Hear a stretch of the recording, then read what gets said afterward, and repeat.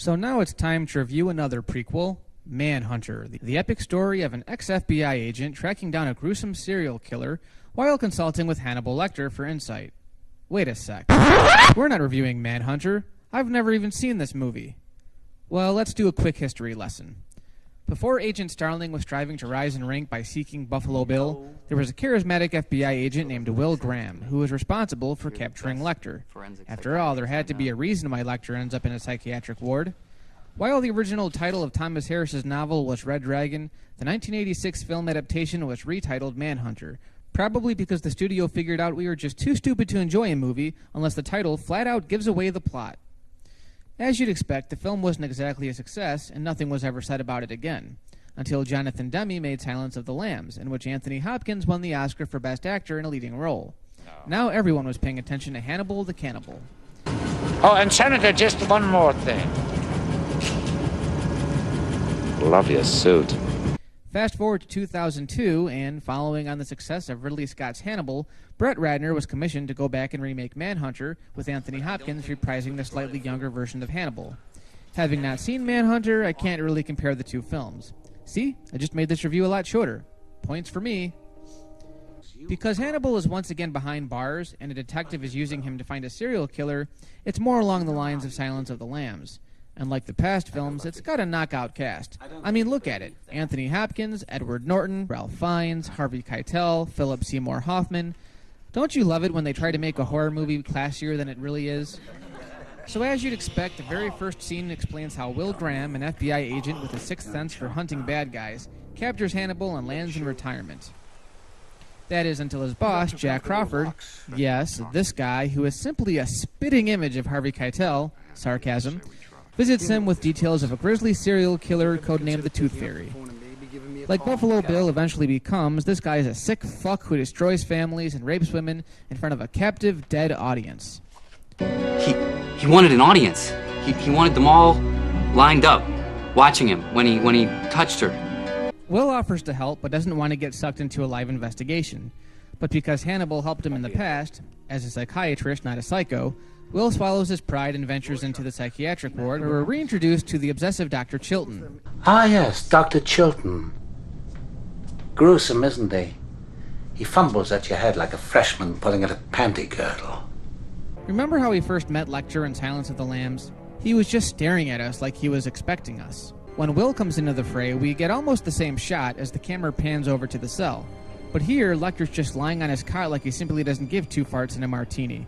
He flat out insults Will, yet reveres him for being able to capture him. You stink of fear under that cheap lotion. You stink of fear, Will, but you're not a coward. You fear me, but still you came here. You fear this shy boy, yet still you seek him out. Don't you understand, Will? You caught me because we are very much alike. It's interesting to see how Hannibal's relationship with Will is different from that of Clarice Starling. And I have to admit, the conversations between Will and Hannibal are just as gripping. Have you never felt a sudden rush of panic? The other interesting thing is how we start finding out about the killer before we're even introduced to him. Will starts visiting his childhood home, and we find out that this Tooth Fairy had a pretty messed up childhood. Now, where the plot starts to thicken is when Hannibal actually uses his keen intellect to find out Will's home address. And then he starts contacting the Tooth Fairy. One of the more suspenseful scenes is where they take Hannibal out of his cell in order to investigate a note that Lecter was hiding. Crawford buys him time by staging a blackout at the ward while the FBI scrambles to decode the note. They discover that Hannibal and the Tooth Fairy are communicating through the personal sections of the tabloids. To heat things up a bit, Will recruits an arrogant, sniveling reporter named Freddie Lowndes to publish exaggerated factoids about the killer, hoping to draw him out in an attack against Will. The plan backfires when the Tooth Fairy goes after Lowndes. As good of an actor as Philip Seymour Hoffman is, his death is by far the funniest in the entire series.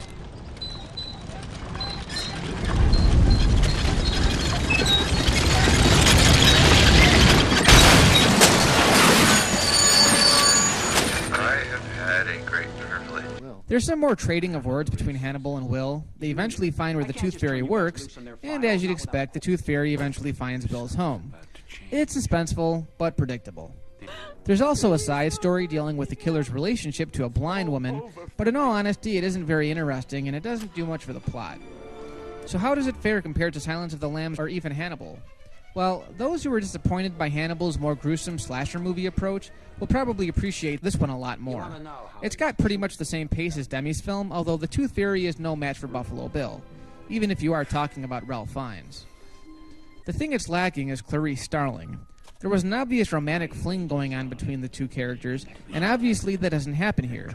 Even though it didn't occur as often in Hannibal, it was there clear as day, and I miss that. Will is basically an emotionless super cop who continually asks demands of Lecter. It's not as fun to watch because it never feels like he's trying. With Red Dragon, our protagonist is an experienced federal agent who has an enhanced ability to think like the enemy.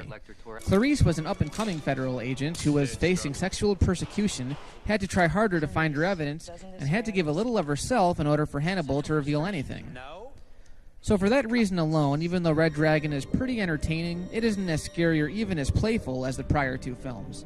But despite that, if you exclude that 1986 Manhunter flick, what you have is a trilogy of really strong horror films that chronicle one of the most nefarious movie villains of all time. Beautiful. Fuck! I forgot about that other prequel. Well, it was almost a perfect string of films. Tomorrow we're doing Hannibal Rising, kids.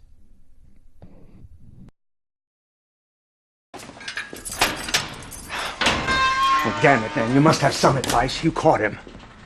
What was your trick? I let him kill me. Give me the file, then. Take a walk with me.